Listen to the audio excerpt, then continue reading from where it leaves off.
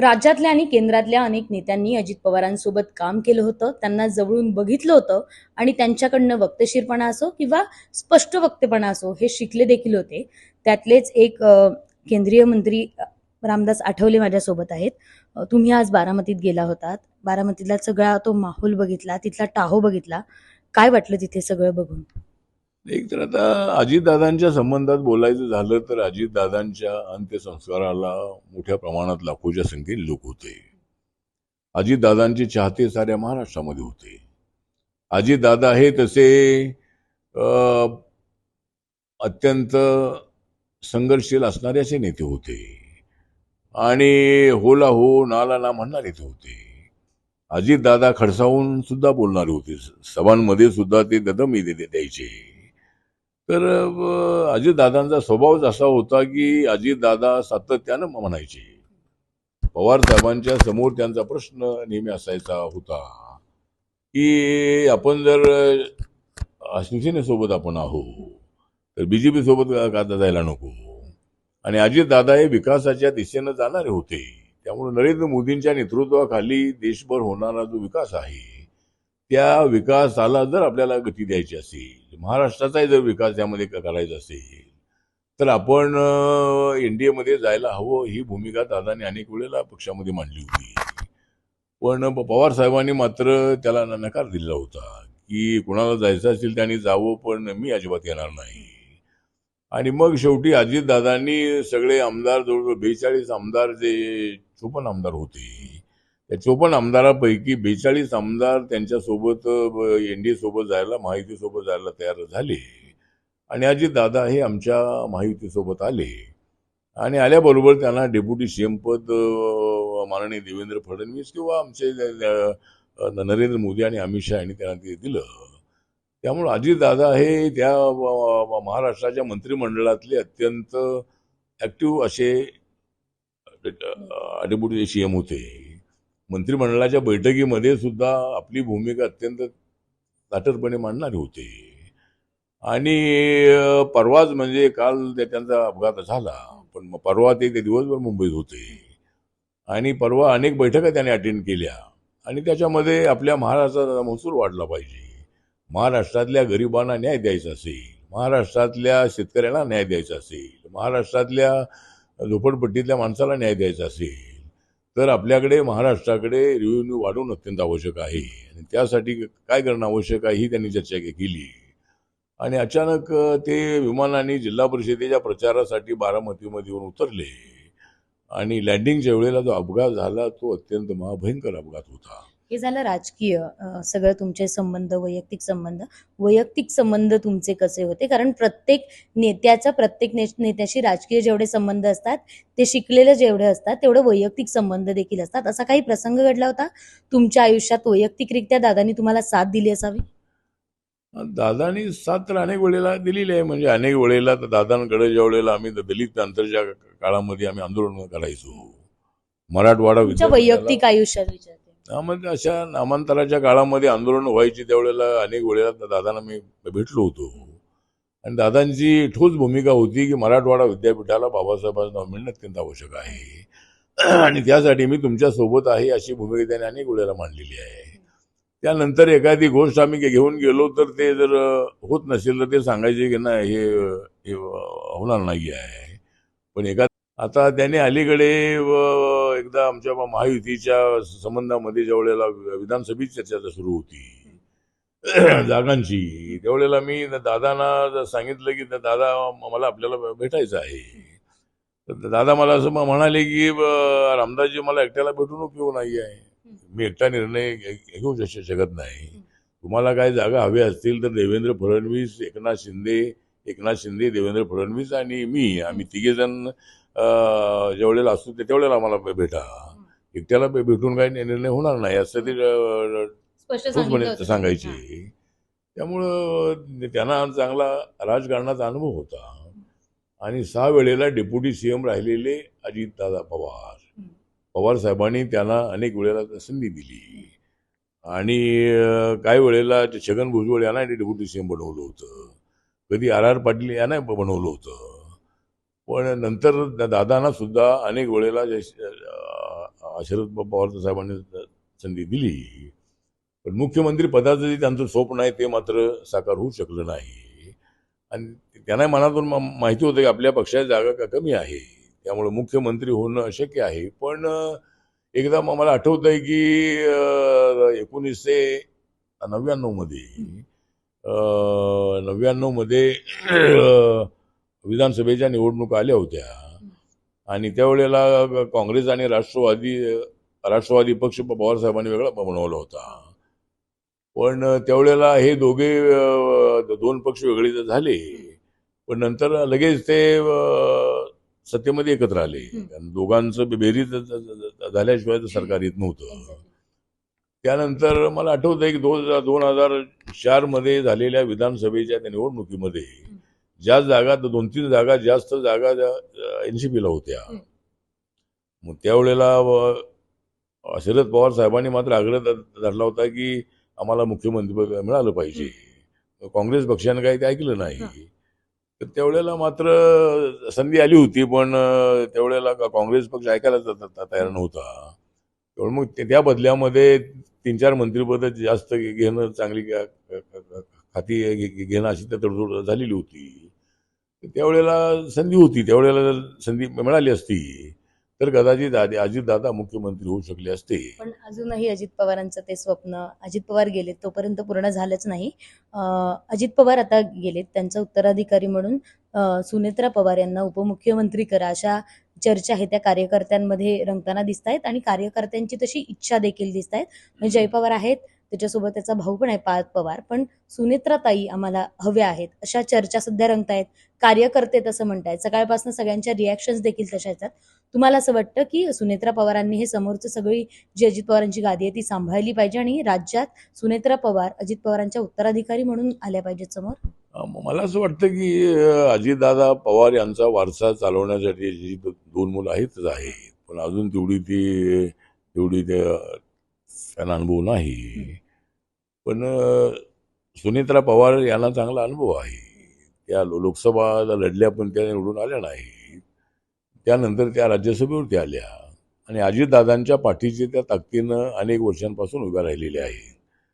त्यामुळं अजितदादांचा वारसा पुढे चालवायचा असेल तर सुनेत्रा पवार यांनी डेप्युटी सीएम व्हावं ही जी कार्यकर्त्यांची इच्छा आहे. त्याप्रमाणे मला वाटतं की सुनेत्रा पवार यांनी ही जबाबदारी स्वीकारावी असं माझं वैयक्तिक मत आहे. तुम्ही महायुतीचा एक भाग आहात, तुम्ही अशा पद्धतीची शिफारस करणार आहात की सुनेत्रा पवारांना आता उपमुख्यमंत्री केलं पाहिजे आणि राज्याच्या राजकारणात आहे ते आणलं पाहिजे आणि अजित पवारांचा वारसा पुढे चालवण्यात आला पाहिजे? हा, म्हणजे माझं मत असं आहे की आता अजितदादांसारखा एक अत्यंत देवेंद्र फडणवीस यांच्या जवळचा मित्र, एकनाथ शिंदेचा जवळचा मित्र, आमच्या सर्वांचा जवळचा मित्र अचानक गेलेला आहे. त्यामुळं ही जी काय झालेली पोकळी आहे ती पोकळी जर थोडी भरून काढायची असेल तर सुनेत्रा पवार यांना जी जबाबदारी देणं अत्यंत आवश्यक आहे असं माझं मत आहे. आणि सर्व राष्ट्रवादी काँग्रेस जी आहे त्या पक्षाने हा निर्णय घ्यावा, त्यांनी मुख्यमंत्र्यांना कळवावा. आणि मला असं वाटतं की सुनेत्रा पवार जर डेप्युटी सीएम झाल्या तर मला वाटतं की दादांचा वारसा पुढे त्या चालू शकतील असं मला वाटतं. दोन्ही राष्ट्रवादी बाबतच्या चर्चा होत्या महापालिकेच्या निवडणुकीच्या वेळेस. ते दोन्ही राष्ट्रवादी एकत्रही आल्या होत्या. राज्यातही राष्ट्रवादी एकत्र यावी अशी कार्यकर्त्यांची इच्छा होती, मात्र तसं झालं नाही. त्या आधीच दादा गेले. अंकुश काकडे काही वेळापूर्वी त्यांनी म्हटले की शरद पवारांच्या वाढदिवसाच्या दिवशीच दोन्ही राष्ट्रवादी एकत्र येणार होते आणि पुढचं काम आहे ते करणार होते, मात्र ते आता अधुरं राहिलं. दोन्ही राष्ट्रवादी एकत्र येतील आणि आलं तर ते चांगलं असेल का किंवा यावं का, असं काय वाटतं तुम्हाला? नाही, मला असं वाटतं की दोन्ही राष्ट्रवादी एकत्र याव्यात हे माझं मत आहे. आणि राष्ट्रवादीमध्ये फूट होण्याचं कारण हेच होतं की अजितदादा पवार यांचं मत असं होतं की आपण इंडिया सोबत जायला पाहिजे, महायुती सोबत जायला पाहिजे आणि नरेंद्र मोदी यांच्या विकासाच्या या कामामध्ये पवार साहेबांचा आणि आपल्या सगळ्यांचा हात असावा. आणि महाराष्ट्राच्या विकासालाही गती द्यायची असेल तर आपण इंडियासोबत जायला पाहिजे, दादांचं मत होतं. पण पवार साहेबांचा सुरुवातीपासून त्याला विरोध होता एक तर आता जर हा निर्णय होत असेल की दोन्ही राष्ट्रवादी जर एकत्र येत असतील आणि अजितदादांचं जे स्वप्न होतं किंवा अजितदादांची भूमिका होती त्या भूमिकेला पवार साहेबांनी पाठिंबा तर दिला तर दोन्ही राष्ट्रवादीमध्ये एकत्रीकरण होऊ शकतं. आणि या ठिकाणी सुनेत्रा पवार जर डेप्युटी अशी होत असतील तर मला वाटतं की जर सुप्रिया सुळे जे आहे या सुप्रिया सुळे यांना केंद्रामध्ये मंत्रिपद मिळायला काही अडचण नाही आहे. पण कारण शरद पवारांचा कायम विरोध राहिला आहे भाजपसोबत जाण्यासाठी. लेकीला केंद्रातलं पद मिळेल यासाठी शरद पवार झुकतील का, किंवा यासाठी शरद पवार राष्ट्रवादी सोबत एकत्र येईल असं वाटतं? कारण त्यांनी कायम पुरोगामी विचार पेरला आहे. आता हिंदुत्व विचारांसोबत जाणं, भाजपसोबत जाणं, अजित पवार गेल्यानंतरही असा विचार शरद पवार करतील असं वाटतं? कारण तुम्ही अनेक वर्ष झाले शरद पवारांचं काम बघतायत, त्यांची विचारधारणा बघत आलात. तर आता त्यांची विचारसरणी जी आहे ती विचारसरणी ही तशी सेक्युलर राहिलेली आहे. पण आता नरेंद्र मोदी सुद्धा म्हणतात की सबका साथ सबका विकास. बीजेपी सुद्धा म्हणते की आमचा कोणाला विरोध नाही आहे. नरेंद्र मोदीजी म्हणतायत की 140 करोड जनता ही माझा परिवार आहे. त्यामुळे इथं राहणारा हिंदू असेल, मुस्लिम असेल, शीख असेल, बुद्धिस्ट असेल, जैन असेल, पारसी असेल, लिंगायत असेल, सर्व जाती धर्माचे लोक माझा परिवार आहे ही भूमिका मांडणारे नरेंद्र मोदीजी आहेत. आणि म्हणून मला असं वाटतं की आपण जे म्हणताय त्याप्रमाणे पवार साहेब कितपत तयार होतील सांगता येत नाही आहे. पण जर एकत्रीकरणामधली अडचण हीच आहे की अजितदादाचं मत होतं की आपण एनडीए सोबत जायला पाहिजे आणि पवार साहेबांचं मत होतं की मी जाणार नाही. ज्याला जायचं असेल त्याने जाऊ पण मी अजिबात येणार नाही. तर आता ही त्यांची भूमिका असल्यामुळं आता त्यांच्या भूमिकेमध्ये किती बदल होऊ शकणार आहे मला माहीत नाही आहे. आणि पवार साहेबांनी जर एनडीए सोबत जाण्याचा निर्णय घेतला तरच दोन राष्ट्रवादी एकत्र येऊ शकतात आणि आता दोन्ही राष्ट्रवादी एकत्र येणं शक्य आहे. केंद्रात सुप्रिया आणि राज्यात सुनेत्रा असं समीकरण कुठेतरी देशात दोन्ही राष्ट्रवादीचं बघायला मिळेल तर ते आवडेल का तुम्हाला? हा तर मला आवडेल. मी तर अनेक वेळेला पवार साहेबांना आता सांगितलेलं आहे की पवार साहेबांच्या सोबत ज्या वेळेला मी होतो त्यावेळेला मी पवार साहेबांना हे सांगितलं होतं की राष्ट्रवादी काँग्रेस पक्ष काँग्रेसमध्ये विलीन करा आणि सोनिया गांधींच्या सोबत आपण राहा. सुरुवातीला फॉरेन ओरिजिनच्या मुद्द्याला आपला विरोध होता पण नंतर आपण त्यांच्यासोबत आपण राहिलेले आहात. आणि त्यामुळं जर पवार साहेबांनी जर सोनिया गांधींशी जुळून घेतलं तर कदाचित पवार साहेबांना देशाच्या प्रधानमंत्री पदावर सुद्धा संधी मिळू शकेल असं माझं मत होतं. ते वेगळी राष्ट्रवादी ठेवून ते शक्य होणार नाही आहे. तर तो तर विषय आता समजा गेला तो विषय. पण आता एवढंच आहे की पवार साहेबांनी एनडीए सोबत जाण्याचा निर्णय घेतला तरच मग दिल्लीमध्ये सुप्रिया आणि राष्ट्रवादीचं भलं होईल. जर पवारांनी आता जर राष्ट्रवादी एकत्र केली आणि सुप्रिया सुळेंना आणि साधारण त्यांचा पक्ष याच्यात विलीन केला आणि भाजपसोबत जाण्यासाठी महायुतीत येण्यासाठी जर प्रयत्न केले तर दोन्ही राष्ट्रवादीवर चांगले दिवस येतील असं वाटतं. हा मला असं वाटतं की पवार साहेबांनी हा निर्णय घ्यायला हवा. कारण पूर्वी जॉर्ज फर्नांडिस सारखे नेते एनडीएमध्ये होते. त्यामुळं पवार साहेब एक काँग्रेस पक्षातून आलेले आहे. नंतर त्यांनी राष्ट्रवादी काँग्रेस स्थापन केलेली आहे आणि रिपब्लिकन पक्षाची त्यांचे जवळचे संबंध होते. मी त्यांच्या मंत्रिमंडळामध्ये राहिलेलो आहे. त्यामुळे पवार साहेब हे फुले शाहू आंबेडकरांचा वारसा सांगणारे ठोस असे नेते आहेत याची सगळ्या महाराष्ट्राला कल्पना आहे, देशाला कल्पना आहे. तर आता म्हणून पवार साहेबांनी काही मुद्दे बाजूला ठेवून आता मी सुद्धा काँग्रेस पक्षासोबत होतो, एनसीपी सोबत होतो आणि मी सुद्धा सेक्युलर विचाराचा आहे. बाबासाहेबांच्या संविधानाला हात अजिबात लागणार नाही ही भूमिका घेणारा मी आहे. तरी सुद्धा मी बीजेपी सोबत माझा निळा झेंडा घेऊन आहे.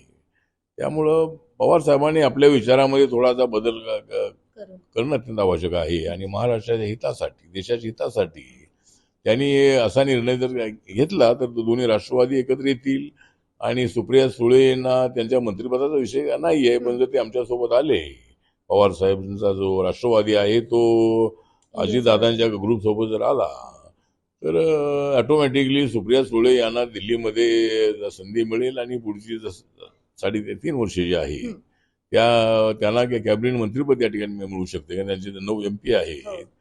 त्यामुळे असा निर्णय झाला तर सगळ्या महाराष्ट्राला बरं वाटेल. म्हणजे अजितदादांच्या जाण्याचं दुःख सगळ्यांना आहेच आहे, पण अजितदादांची इच्छा होती की दोन्ही राष्ट्रवादी एकत्र आल्या पाहिजेत आणि पवार साहेबांनी एनडीए सोबत यावं, महायुतीसोबत यावं ही अजितदादांची इच्छा होती. ती इच्छा पूर्ण करण्याची जबाबदारी आता पवार साहेबांवर आहे. पवार साहेब, सुप्रिया सुळे आणि अख्ख्या पवार घराण्यावर ही सगळी जबाबदारी आहेच. एक शेवटचा प्रश्न, तुमच्या उभ्या महाराष्ट्राने तुमच्या शेरोशायरी असू देत किंवा कविता बघितल्या, पण अजित पवारांसाठी एवढ्या लवकर कविता सादर करावी लागेल आणि ती शेवटची सादर करावी लागेल असं वाटलं नसेल कदाचित तुम्हाला. अजित पवारांसाठी एक शेवटची कविता कोणती सादर? आता असं आहे की एकतर मी नेहमीच उत्साहित होतो आमच्या भीमाच्या गाण्याने. मला स्फूर्ती मिळते माझ्या भीमाच्या गाण्याने, पण मी फारच दुःखी झालेलो आहे अजितदादांच्या जाण्याने. एकतर अजितदादांसारख्या एका महाराष्ट्राला जागं गेलो होतं खणखणीत नाण्याने. अजितदादांसारख्या एका व्यक्तीने जागं केलं, अजितदादा सारख्या एका व्यक्तीला जागं होतं. एका व्यक्तीने खणखणीत जागं केलं होतं खणखणीत नाण्याने, आणि आज आम्ही दुःखी आहोत अजितदादांच्या जाण्याच्या गाण्याने. अर्थातच अजित पवार आज आपल्यात नाहीत, पण त्यांची शेवटची कविताही बोलताना त्यांच्या डोळ्या पाणावले होते. आणि अर्थातच सुनेत्रा पवार यांनी उपमुख्यमंत्री व्हावं आणि दोन्ही राष्ट्र एकत्रित आले तर राष्ट्रवादीलाही भले दिवस येतील आणि आम्हालाही मंत्रिमंडळात सुप्रिया सुळेंचं स्वागत करता येईल, असं मत आहे ते रामदास आठवले यांनी व्यक्त केलंय. शिवानी पांढरे, एबीपी माझा, पुणे. एबीपी माझा, उघडा डोळे बघा नीट.